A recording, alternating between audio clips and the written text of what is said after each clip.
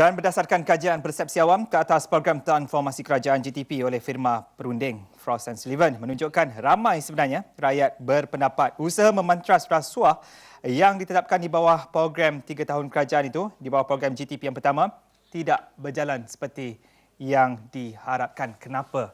Jadi persoalan itu akan kita cuba dapatkan pada malam ini, pastinya dalam rancangan dialog dengan tajuk yang kami bawakan, NKRA Perangi Rasuah. Dan bersama saya Suhaimi Muhammad Syed langsung dari Studio 1 Wisma TV Angkasa Puri. Terima kasih kepada anda yang setia bersama kami dan terima kasih kepada rakan-rakan Facebook Dialog yang telah pun memberikan komen sejak awal tadi. Muhammad Rizalman, Azwan Hafifi, Samad Ahmad, Mazana Muhammad, Mat Rozi, Pian Habibi yang mohon saya untuk bacakan soalan ini kepada panel. InsyaAllah, ya Pian Habibi, soalan anda akan saya bacakan sebentar nanti. Jadi dah pun bersedia di Studio 1 bersama saya ialah yang berbagi Datuk Haji Hisham Haji Nordin, Pengarah Bahagian Pemantauan dan Penyelesaian NKRA Memantras Rasuah.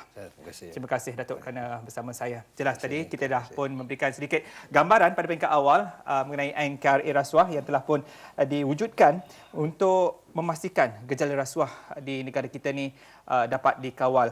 Untuk dihapuskan 100% agak mustahil agaknya Datuk.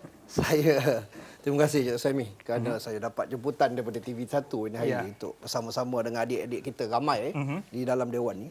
Saya rasa yang tak ada rasuah dalam syurga saja. Yang tak ada rasuah. Yang tak ada. Selain tempat tu bukan syurga, saya rasa rasuah tetap wujud di mana-mana. So you are talking about zero rasuah, it is adalah salah satu perkara yang mustahil. Tetapi apa yang kita kejarkan adalah zero tolerance, zero tolerasi terhadap rasuah. Jadi kita tidak boleh tolerate, kita tidak boleh bertolak ansur terhadap isu-isu rasuah. That would be, itulah fight kita. Saya bimbang dengan apa yang kenyataan Datuk. Di mana-mana ada rasuah. Jadi, mungkin di sini juga ada rasuah. Tapi ingat, saya seorang yang cukup dengan integritinya. Tepukan untuk Abang Suhaimi. Okey. Berjurang. Okey. Apa pun Datuk, saya seperti mana yang Datuk nyatakan, adik-adik kita. Jadi saya mengalu-alukanlah kedatangan adik-adik daripada Institut Baitul Mal dan juga dari Segi College yang hadir pada malam ini. Terima kasih. Jadi dari semasa ke semasa insya-Allah adik-adik semua diberi peluang untuk mengajukan soalan kepada Datuk. Dan bagi anda yang berada di rumah juga, saya alukan boleh hubungi saya di talian 03-2282-9062, 03-2282-9062 dengan tajuk yang kami paparkan di NKRA Perangi Rasuah, dan Facebook kami Dialog RTM. Beri pandangan dan komen anda dan juga telefon kami sebentar saja lagi. Jadi Datuk, dalam kita nak menyatakan perangi rasuah ini, pasti banyak badan-badan yang mempunyai tanggungjawab masing-masing. Tapi saya nakkan perbezaan terlebih dahulu Datuk ya. Rasuah zaman BPR dan rasuah zaman SPRM sekarang, ada beza tak? Dia kalau pada dasarnya perkataan BPR, Badan Pencegah Rasuah, apabila mula diwujudkan pada tahun 1967 yang kemudian ditukar nama kepada Biro Siasatan Negara, kemudian Badan Pencegah Rasuah. Dan akhirnya pada tahun 2010, 2009, yang mana dipanggil Suruhanjaya Pencegah Rasuah. Suruhanjaya ini bukan satu badan. Dia bukan badan yang melaporkan diri kepada Perdana Menteri kepada jabatan-jabatan lain. Suruhanjaya ini adalah satu badan yang bebas. Badan bebas yang Suruhanjaya mempunyai 42 individu-individu yang mempunyai kedudukan di luar sana, yang mempunyai civil society, di dalam civil society, dan mempunyai 5 jawatan kuasa. Suruhanjaya ini yang memantaukan. Dan Suruhanjaya ini bukan one man show, bukan satu orang yang menentukan ke arah tuju Suruhanjaya. 42 orang inilah. Dan tidak ada mana-mana yang saya tahu di dalam dunia ni, mana-mana Suruhanjaya ataupun Badan Pencegah Rasuah yang mempunyai sebanyak 42 orang individu yang duduk di dalam jawatan kuasa mereka yang memerhatikan, iaitu yang utama sekali kita ada lembaga penasihat. Selain daripada lembaga penasihat yang dilantik oleh Yang di-Pertuan Agong, kita ada panel penilaian operasi, kita ada juga panel perundingan dan juga pencegahan, kita ada juga panel aduan untuk melaporkan sekiranya ada apa-apa sahaja aduan terhadap kaki tangan SPRM.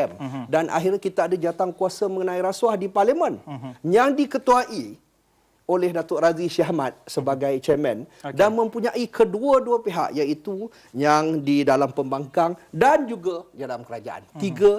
Tak salah saya, 3 dan 3 daripada kedua-dua pihak. Itulah ketelusan dan profesionalisme dan kebebasan SPRM yang saya dapat paparkan pada hari ini. Dan itu satu perubahan yang besar.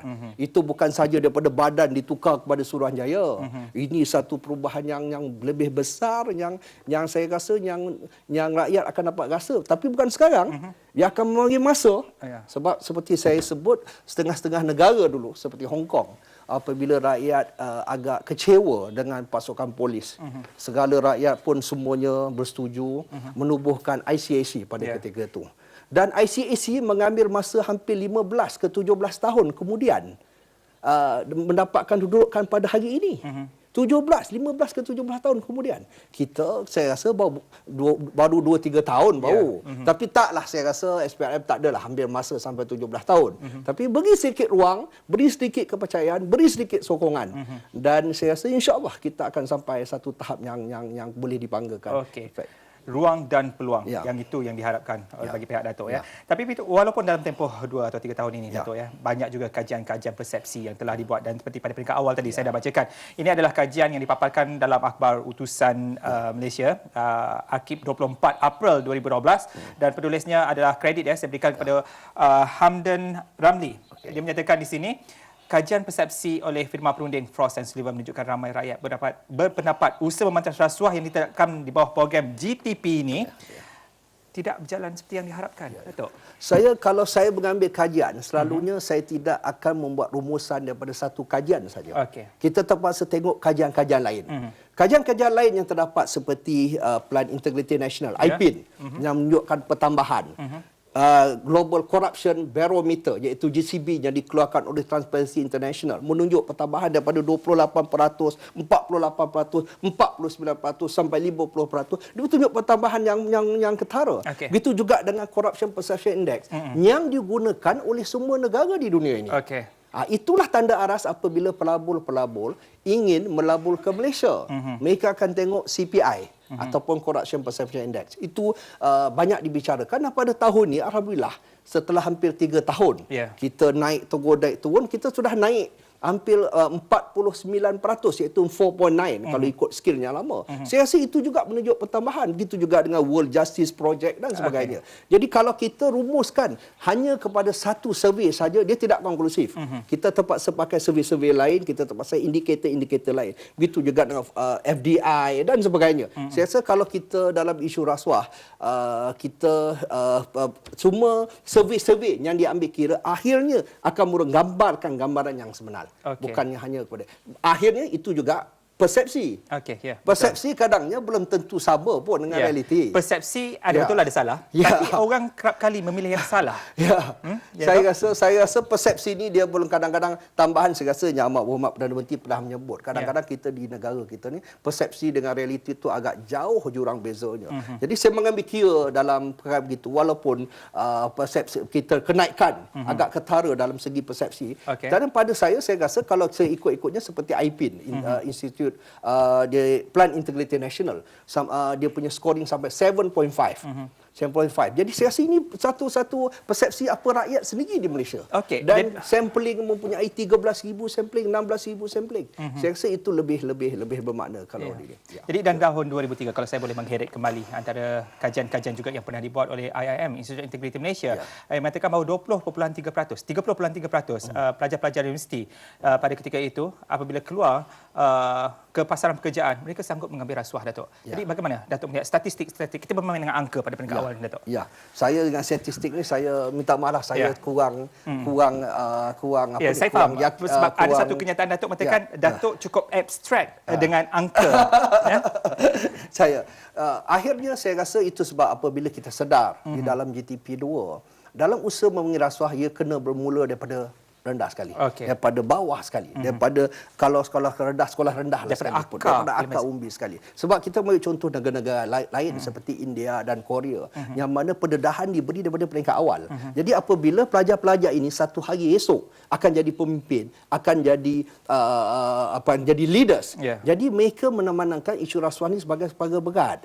Dia bukan memandangkan pergi bolehlah sikit-sikit kot kita kau tim lah. Ayat-ayat itu tidak keluar daripada mulut mereka. Sebab rasuah perlu dipandang sebagai satu jenayah.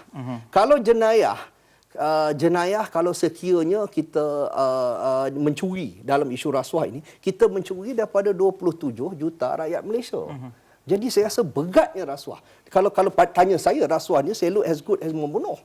Sebaik as membunuh. Pasal dia tidak boleh dipandang ringan, dia boleh menjadi kanser kalau kita tidak. Dan alhamdulillah negara kita dalam banyak kalau ikut di rantau kita, salah satu negara yang rasuah ini tidaklah seperti yang digambarkan kadang-kadang kata teruk dan sebagainya. Tidak. Kita boleh tengok indikator, kita boleh tengok usaha-usaha, dan yang penting juga usaha memengaruhi rasuah ini berjalan berterusan. It's a working in progress.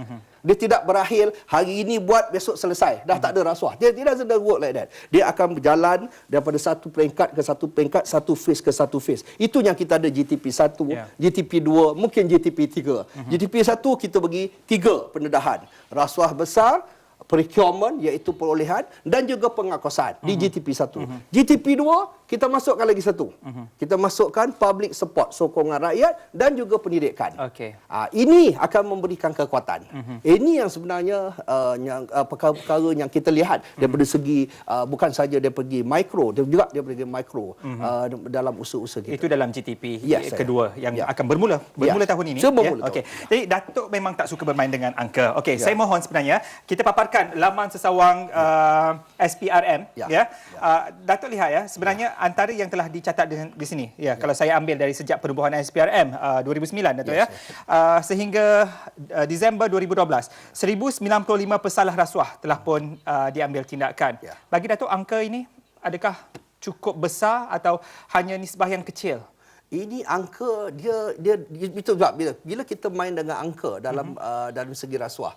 Kalau SPRM tangkap ramai, dia kata teruklah rasuah kat Malaysia. Kalau SPRM tak tangkap ramai, itulah dia rasuah di sweep under the carpet. Jadi itu persepsi yang berbeza dan boleh dimainkan. Itu sebab statistik saja dalam statistik tangkapan. Itu bukan adalah satu yang konklusif. Itu adalah work in progress pada mereka.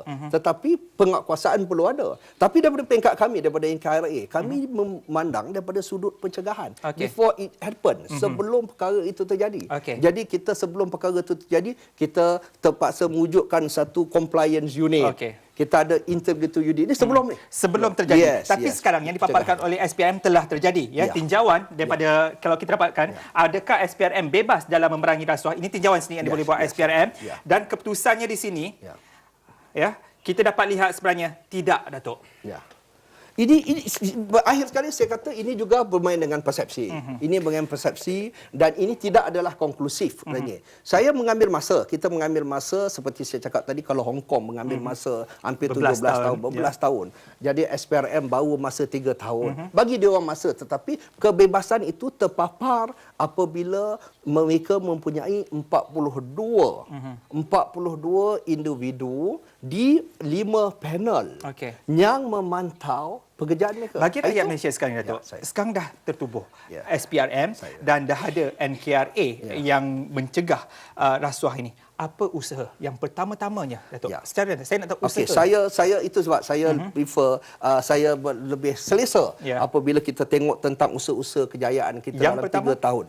Pertama sekali apabila kita sedar yang dalam kes-kes rasuah ini kadang-kadang dia mengambil masanya agak lama. Kalau kita tengok kes rasuah pada satu ketika dia mengambil masa 8.5 tahun. 8.5 tahun. Kes dia kadang orang dah saksi, dah mati, dah lupa, dah macam-macam berlaku. Jadi kita juga percaya pada ketika itu, kita kaji pada ketika itu, kes yang dijalankan dalam masa setahun mempunyai satu conviction rate yang tinggi. Bermakna tahap sabitan dia tinggi. Tapi lagi lama, lagi kurang. Akhirnya sampai ke 8.5 tahun 20% saja yang dapat disabitkan bersalah. Dan sabitan bersalah yang tinggi ini penting sebab ia akan memberikan keyakinan kepada rakyat tentang